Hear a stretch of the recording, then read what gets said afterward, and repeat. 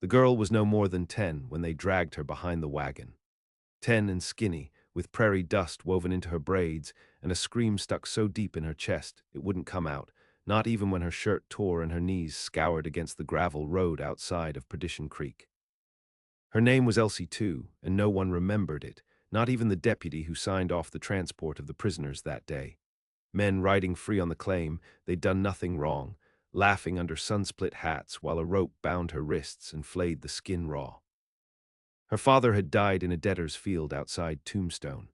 Her mother had vanished into the Red Hills in the spring of '83, whispered to have run off with a traveling preacher who left broken girls in every county line he crossed. That left Elsie to the workhouse, then the roadside, and then to the men. 3 of them riding under Judge Langham's pardon. Claim jumpers turned bounty scum who sold livestock stolen from a widow's land and burned the barn as they left. One of them, Holt, kept Elsie for amusement. The other 2 let him, so long as she didn't whine too loud or bleed on their gear. When she tried to run, they tied her to the tailgate and rode slow, deliberate, through the gorse flats outside Sabine Hollow. By the time the wagon reached the halfway post at Bell Rock, her hands were slick bone. She didn't cry. She never had. But her eyes stayed fixed on a shadow that trailed them from the hills, a rider who matched their pace but never showed her face. The men joked about ghosts and jealous wives until dusk fell and the wind shifted west. The rider was no ghost. She came into camp as the firelight took hold. Her mare was a rough-muscled dun, scar-slicked down the flank from some mountain cat or blade. The woman herself wore black serge and a battered gambler's hat pulled low, veil tied at the throat. No greeting, no name, just the weight of her rifle laid across her lap as she sat beside their fire like she belonged there. The girl lay curled against the wagon wheel, too weak to lift her head. But she saw it, how the men shifted, uneasy, how the laughter left their mouths like smoke sucked from a window crack. "You trailed us long enough," Holt spat, but there was nothing in it but bluff. "What is it you want?" The woman's voice was quiet, almost gentle. "One of you stole from me, I ain't sure which, so I'll take all 3. The man called Danner stood and dropped his stew tin. "You come here to die then, widow." The rifle cracked once. Danner's head snapped back and he dropped like a butchered steer. Blood sprayed in arcs across the campfire's stones. Holt reached for his belt, but the woman didn't give him time. She rose, fluid as breath, and fired again. The shot struck his thigh and he went down screaming, fingers scrabbling in the dirt for anything sharp. The third man, Taggart, never moved. He knelt slowly beside the fire, one hand raised, the other still stained with soup. "I ain't touched her," he whispered. "Not once. I told him to stop." "Did you cut the rope?" she asked. Taggart swallowed hard. "Did you drag her or did you stop it?" He said nothing. The rifle lowered. "Then you're coming too." She crossed to the wagon, loosened the girl's hands, held her without a word while Elsie clutched her shirt front and breathed like someone tasting air for the first time.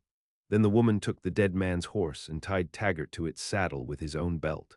Holt was left moaning in the sand, half his thigh gone and his teeth sunk into his own tongue. She didn't look back. They rode north through the flats where coyotes called and the moon was thin. Elsie rode in front of the woman, small hands wrapped in the folds of a coat that smelled of leather and cedar smoke. Her wounds opened and closed with the rhythm of the horse, but she didn't flinch, didn't speak. The pain was too old for that now. It wasn't new anymore. It had roots. By dawn, they reached the woman's land. It wasn't a home in the soft sense of the word, no white fence, no friendly porch swing. The ranch sat beneath a cut in the mesa, hidden from the trade road, half-burned and rebuilt in places, a smokehouse, a lean-to, corrals fenced in with scrap iron, and the house, a low, square-bellied beast of stone and thick log that hunched against the wind like it had been hurt before and didn't want company. The woman dismounted and lifted Elsie down. When the girl nearly collapsed, she caught her, one arm strong and sure around her shoulders. "I'm not here to fix you," she said. Elsie didn't answer. "But you'll eat, you'll rest, and if you ever want to kill them all, I'll show you how."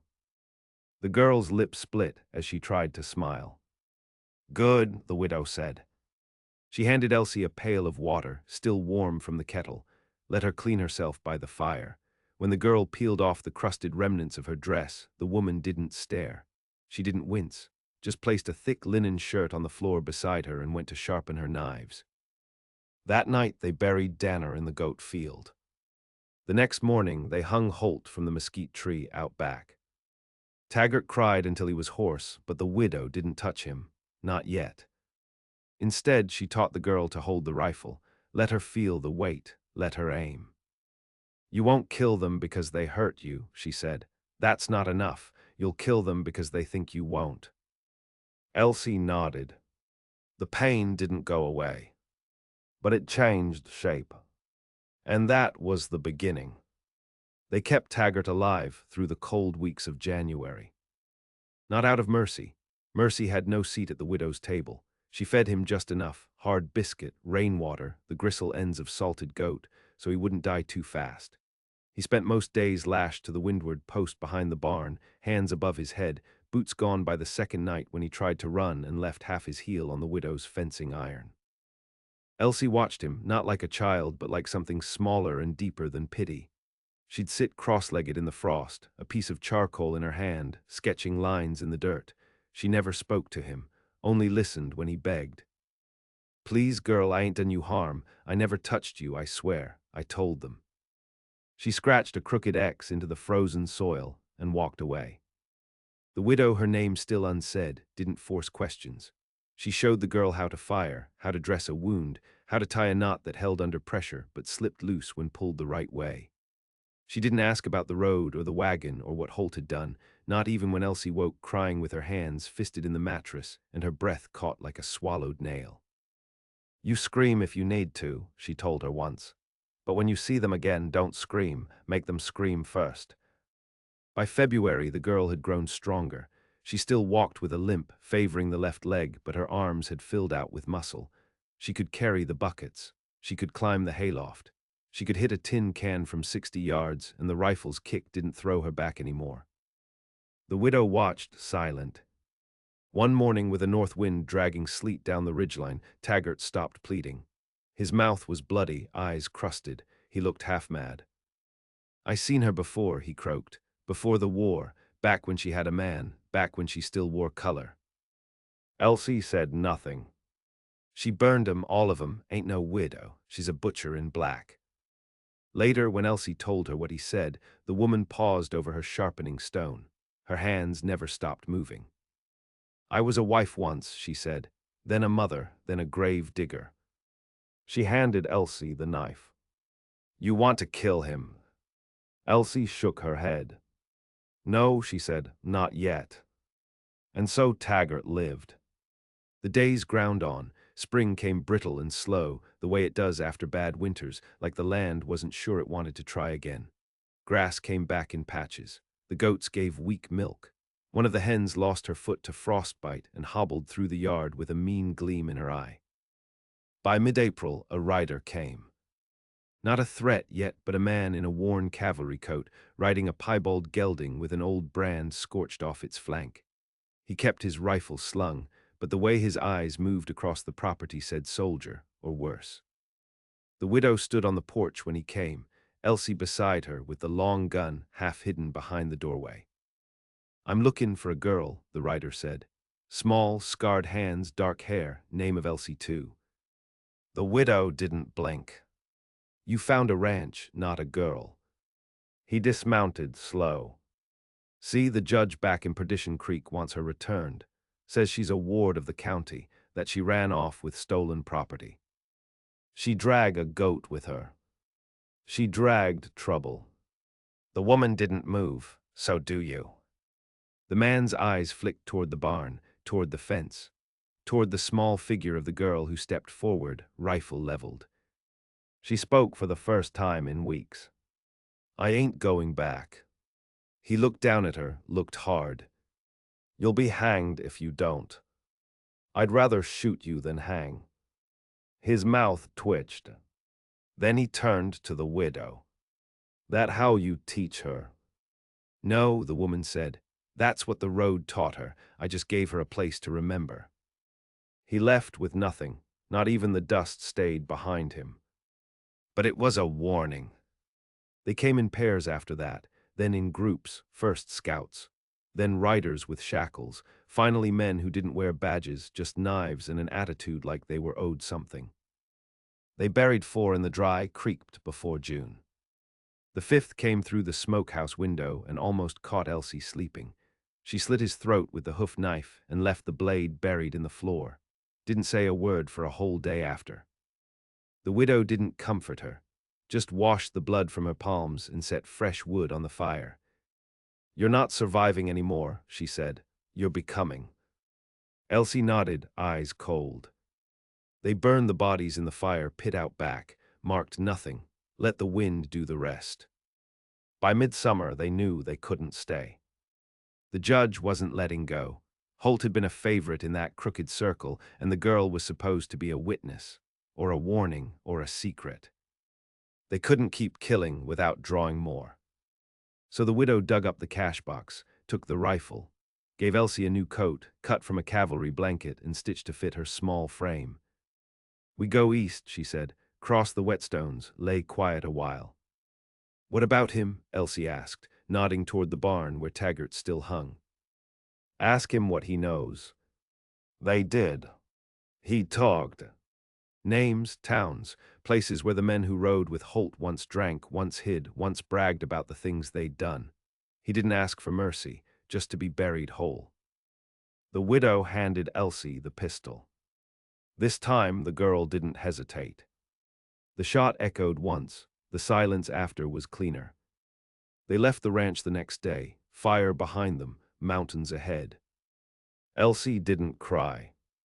But she never looked back either. They rode through the Whetstone Mountains by moonlight, slipping between stone spires and cliff-cut paths like ghosts. The widow knew the passes, knew which led to dry gulches or outlaw dens or worse, and she guided the mare without hesitation. Elsie rode behind her, wrapped in the blanket coat, hands tucked in her sleeves, eyes scanning the dark for movement. They spoke little, but the silence was full. Coyotes howled from the far ridges, owls blinked from the saguaros. A week passed without signs of pursuit. On the 8th night, they came down into the basin that held Mercy Hollow, a mining town once gold-rich, now bone-dry. Half the buildings stood with doors flapping open like snapped teeth. Men lounged in the shade of abandoned shafts, dust-streaked, drunk, armed. The widow didn't slow. They rode straight to the trading post, traded the spare rifle for powder and hardtack, and left without touching ground more than they had to. "You ever lived in a town?" the widow asked once they were clear of it. Elsie shook her head. "Good, don't." They kept riding. By late summer, they found a cabin near a canyon mouth. Half buried in sagebrush, it had once belonged to a hunter, maybe a trapper, bones of game still scattered in the lean-to, pelts rotted on a line. The widow cleaned it out, reinforced the door, and caught fish from the nearby stream with a net of horsehair. They stayed there through the hot months, waiting out the eyes that might still be looking. And that was when the stories started. Not from Elsie, not from the widow either at first, but from riders they heard in the distance, or a trader who passed through with a donkey train and didn't recognize their faces but knew a tale when he told one. "Some girl cut a man's tongue out up north," he said once, not knowing the rifle under the table was aimed at his gut. "Tied it to the courthouse gate. They say she was a kid, but her eyes were old. Say she rode with a widow that burns men alive." The widow didn't flinch. After he left, Elsie whispered, "They think it's us." The woman just shrugged, "Then we make it us." She opened the ledger she'd kept since before Elsie came, names scrawled in her tight, ink-bitten hand. Names of men who'd ridden with Holt, who paid him, protected him, laughed when girls cried. She gave the book to Elsie. "Pick one," she said. The girl ran her finger down the column, stopped on a name. "Thatcher Boone. Used to run cattle outside of Loma del Sol," the widow said. "Got rich in rail contracts, burned 2 farms to clear a path." Elsie looked up. "When do we go?" The widow smiled, faint and grim. "Now." They left the cabin that night. No fire, no mark they'd ever been there. They rode hard, the mare leaner now but fast. Elsie sat straighter in the saddle, rifle strapped to her back, pistol under her coat. She didn't limp as much anymore. Loma del Sol sat crooked against the edge of the desert, gold-painted signs, and a church steeple that never rang. The saloon bore Boone's name etched into the glass windows. He owned half the town. His men patrolled it in pairs, laughing loud, always watching. They came in quiet, the widow dressed as a trader's wife, sun-bleached apron, hair tucked under a kerchief. Elsie carried the bags. Neither looked like killers. Boone was inside the saloon, fattened with wealth, ringed by men with pistols and shiny boots. He wore his hair slick and parted, teeth yellowed but capped in gold. He didn't recognize them, not at first. "Looking to buy or sell?" he asked the widow, eyes drifting toward Elsie with a grin too slow to be kind. "Sell," the widow said, "a name." He squinted. "That's so." Then Elsie stepped forward, pulled the pistol, and fired once. Not at him. At the bottle beside his hand. Glass exploded. Men stood, guns half drawn. But Boone raised his palm, laughter caught in his throat. "You little." "She's not alone," the widow said. "She's not scared, and she ain't here for a warning." Boone stared. "Then what?" "She's here to count the dead." They left a mark that night. Not a body, but a message burned into the church's side. "We know your names." They vanished again before the writers could rally. This time the stories followed faster. Not just a widow and a girl, but ghosts, devils, a mother who fed bones to the fire and a child with coal for eyes. Towns shuttered early. Sheriffs posted watchers on hilltops, but no one knew when or how they'd come. Elsie marked the next name without waiting. Cord Ramsey. He'd run a freight outfit back when Holt rode high. Used his wagons to move girls, orphans no one missed, kept two for himself until they fought and he left them in the dry wash near San Felice. They were never found, only their shoes. By the time they reached San Felice, Ramsey was gone. Word had spread. Some said he'd fled to Colorado. Others said he hired gunmen and built a fort outside of La Veta. But the widow didn't chase ghosts. She found one of his drivers instead, caught him drunk and red-faced in a card den, broke his fingers one by one until he spoke. Ramsey was riding east. He'd bought a girl in Escalante. Elsie's face went still.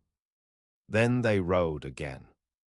Through storm, through dusk, through a hailstorm that split the skin on Elsie's cheeks and made the widow's hands blister from the rains. Escalante was no town, just a rail stop and 3 buildings clinging to a hillside like they didn't trust the ground. They found the girl. 13 maybe, dirty, shackled in the back of a storage barn. Ramsey gone, but his men still camped nearby. There were 5. They waited until night. The widow took 2 with the long rifle. Elsie slit the throat of the third while he pissed against a pine. The last 2 begged. She shot one. Let the other crawl away, blood streaking from his thigh. Left him a note pinned with a knife. "For every one of us, 2 of you." They freed the girl, gave her food, a horse. "You can stay," the widow said, "or ride." The girl hesitated. "I want to watch them die." Elsie looked her in the eye. "Then you ride with us." And she did. They were 3 now. The third girl's name was Mare. She didn't offer it at first, but she wore a locket under her shirt with the letters MAR carved on the inside lid, and when Elsie asked, her voice barely stirred the air. "My father called me Mare. My mother didn't get the chance to." That was enough. She didn't cry, she didn't flinch. She barely spoke at all, but she listened. Watched how Elsie moved, how the widow cleaned her rifle, how they mapped their silence into something sharp. She took to the bow knife faster than Elsie had. Killed her first man 2 weeks after they crossed into the Riverlands. He was another of Ramsey, found drunk in a brothel along the Gila Bend. His name was Croft. He'd been bragging about a rail girl with skin like china.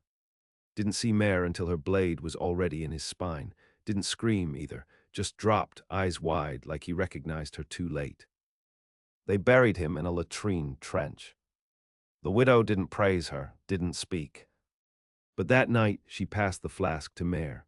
Let her sit by the fire without watching the smoke for signs. "She's not broken," the widow said later, quiet, while Elsie oiled the rifle. She's just waiting. Waiting for what?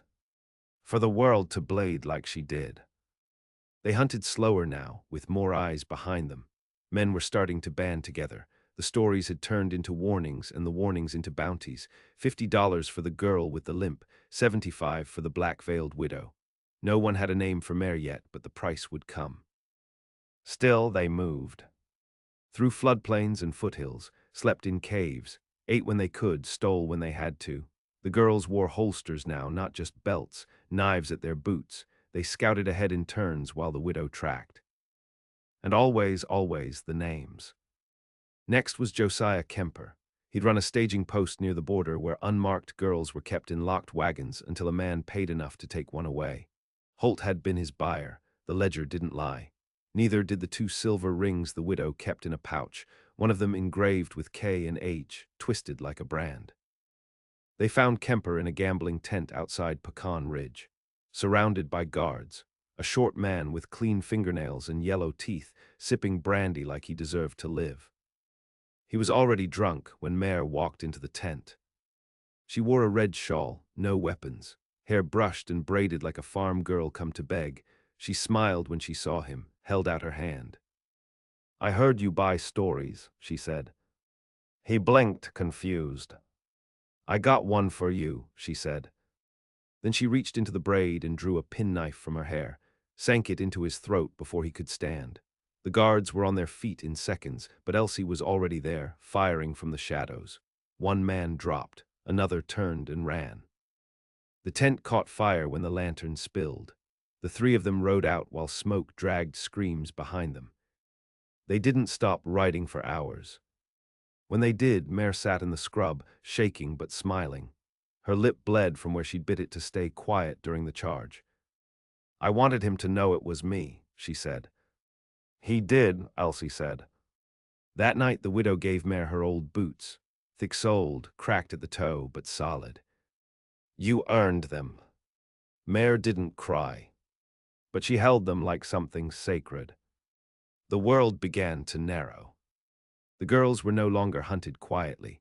Towns closed their doors when they passed. Men spat in the road. Some called them witches. Some called them whores. One shouted feral things and raised a pistol, only to catch Mare's blade through his shoulder before he could aim. The legend fed itself now. Even when they didn't kill, they left signs. A braid nailed to a barn door. A belt cinched around a tree with no body attached. An earring buried in salt, with a tooth tucked inside. The judge sent riders. The judge hired bounty men, but none came back with more than a bullet hole or a missing eye. One of the bounty hunters returned in winter, half-starved with a frostbitten hand and a gunshot through the thigh. They found him in Dust Hollow, begging at the trading post. He said only one thing before he passed out. She came out of the smoke. The girl, eyes like flint, said my name before I even drew. When Elsie heard it, she didn't smile. But she felt the cold part of her settle deeper into her bones. The next name on the list was Sheriff Arliss Fenn. He'd signed off on the original pardon, knew what Holt had done, let him ride free. The girls prepared for weeks. They camped outside his county, watched patrol routes, timed how long it took the deputies to circle the square. They marked who took bribes, who spoke slow when asked hard questions, who looked nervous when a girl stared too long. Then they walked into the jailhouse dressed as travelers. No weapons visible, dirt on their skin, hands calloused from riding. The widow played mother. Elsie played mute. Mare played bait. Fenn wasn't smart, but he was cruel, the kind of man who liked to speak while others kept silent. He brought them in, offered water, then drew the door shut and locked it. "You girls know where you are?" he asked, leaning against the desk. Mare smiled. Her teeth were white and sharp. "Yeah," she said, "right where you're going to die." He reached for his revolver, but Elsie had already palmed it. She stepped behind him, placed the barrel to his spine, and fired once. He collapsed without a sound. They dragged him to the holding cell, left him there with a note on his chest. "We remember who signed the rope." By spring, only 3 names remained. The judge. His enforcers. And the man who called himself Langham's Fist, a bastard named Reed, who'd been the judge's cleaner. No official title, no papers, just a big man with a red beard and a pistol that never left his hand. He'd helped Holt escape once. He'd killed 2 witnesses in El Rito before the girls ever heard his name. He was the last stop before the judge himself. They rode toward him as the plains turned green. Snowmelt fed the rivers, the days lengthened, the stories thickened like smoke behind them. Elsie rode in front now. Not behind.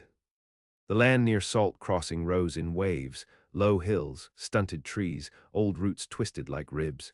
It had been battlefield country once before maps changed and flags stopped mattering. Now it belonged to nothing but wind and men who thought they were too cruel to die. Reed lived out there in a house built like a fort. No windows on the lower floor, posts sharpened to spikes around the yard, dogs that didn't bark, just watched. He'd bought a half-dozen men to guard it, and none of them were farmers. They carried long guns, wore gloves to hide powder scars. They knew someone was coming, they just didn't know who. The girls scouted 3 days from a distance, then 2 more from inside the trees. Slept under nettle thickets. Ate hardtack and chewed juniper bark to keep hunger from twisting too loud.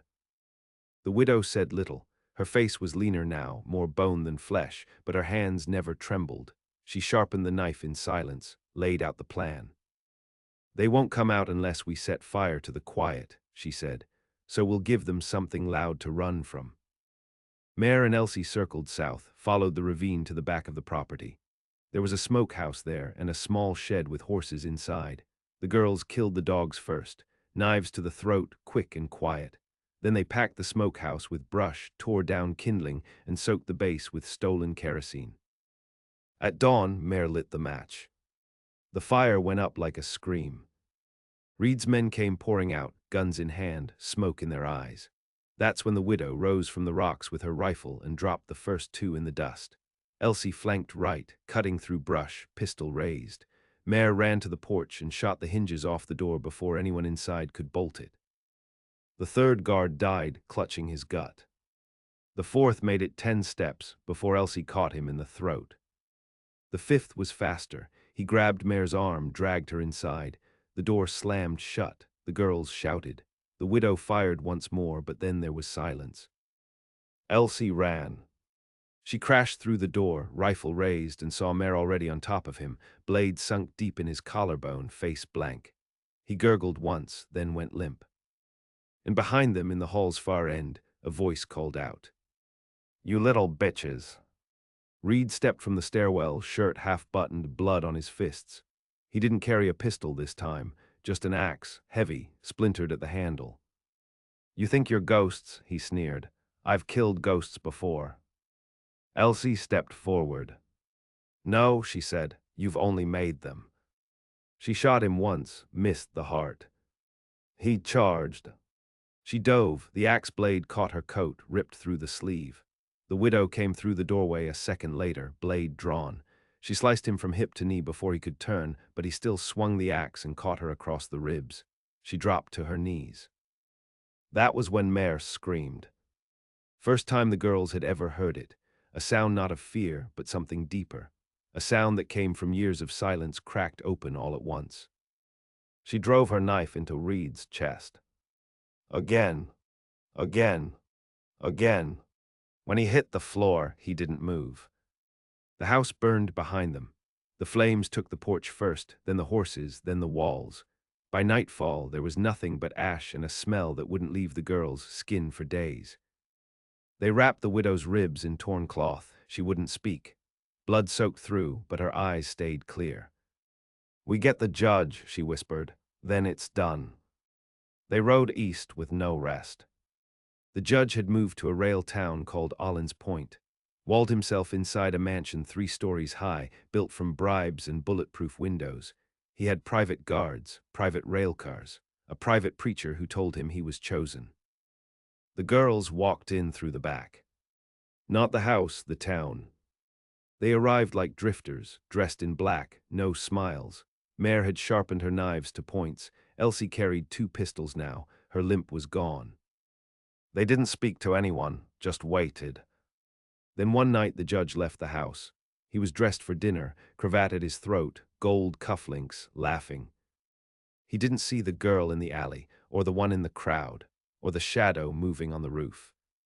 They surrounded him at the mouth of Crosswind Street. He stopped laughing. "You won't shoot me," he said. "I'm the law." "You were," Elsie said. Then she fired. Once, twice, 3 times. Mare followed. The widow walked last. She shot him once through the heart. He died staring at the sky. They didn't run. They walked back through the street, slow and unbothered. No one stopped them, no one even breathed. By dawn, they were gone. No one ever found the bodies. No one ever saw the girls again. But sometimes, in towns that smell of ash and fear, people wake to find a single braid nailed to their door, or a belt around a tree with no body near it, or a broken badge melted halfway through. And the wind always feels different the next day, like something angry has finally passed, or something patient, waiting, watching.